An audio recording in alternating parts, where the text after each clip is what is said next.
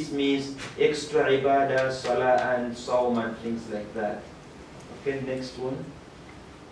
Now, about the intramural, what you do in the halaqah, we need to study Quran and Hadith, but we need to study them in a thematic way.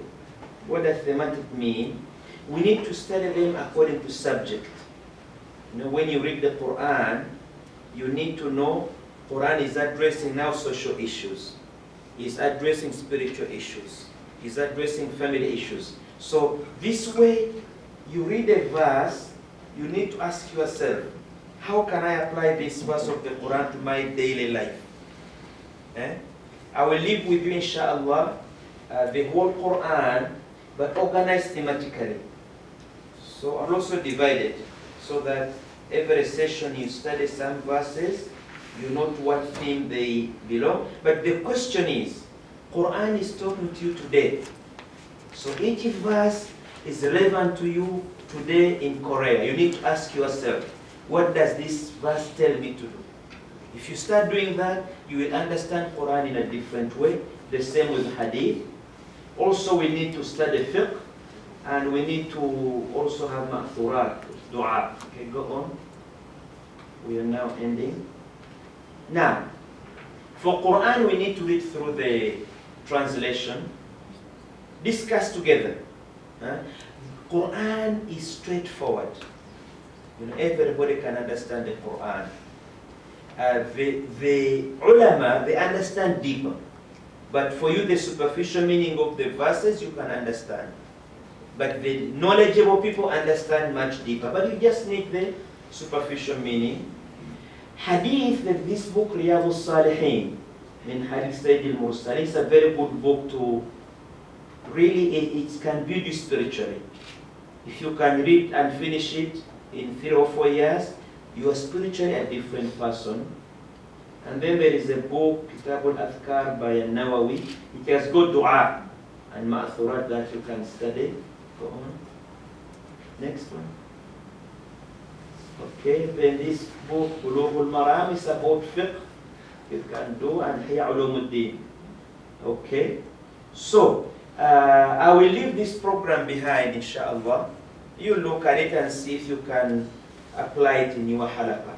It may take about 5 years to finish the whole program, but by that time, you are really a leader. Spiritually, intellectually, you are well developed, and it is self-education, reading Quran, reading Hadith, and reading these books. Okay, next one. I think we finished here. These are the resources. You know, you can use Quran, and then you can use this Riyadus Salihin. This is the most read book after the Quran. The Quran is the most frequently read book throughout the Ummah. This is the next. Because Imam Nawawi collected a group of hadith that really build the person. It's about developing the personality. It's a very important book. Next one. Yeah, this is Kitab al-Adhkar. This again by Imam Nawawi. It has got dua. You need to read in translation. You learn ma'thurat and dua and other supplications of dhikr. And then, next, Bulugh al-Maram. This is a very important book. It is based on the Shafi'i madhab. Everything you do in fiqh, it tells the hadith. You know, you make wudu 3 times, he gives you the hadith. So it makes a big difference in that for the first time, you will learn that everything you do in Salah, in Hadith, in Sawm, in Umrah, in Hajj, you see the Hadith where they got it from. Again, we need to read it slowly, but by the time we finish, as I said, this program requires time. We don't do it quickly. Maybe 4 years, 5 years, and in a group, you need to study together, discuss together. But if you finish it, it changes your whole view of Islam. You will understand Islam as a complete system. Also, you will understand it as a very rational religion, very practical religion. Because everything that you do, you have got a hadith reference for it. Yeah. Many things that you think are part of your culture, normal culture, you will realize they have got an origin in the hadith. Next one. Yeah, this is Ihya Ulumuddin by Hujjatul Islam, Abu Hamid al-Ghazali. It's again a great book, but again it has to do with the spiritual, spiritual development. So inshallah we'll stop here. I hope we have time for discussion. Roughly what I said, I talked about the essence of leadership, what leadership means, and leadership power. There is personal and authoritative power. Which one do you use? And I talked about the difference between a manager and a leader.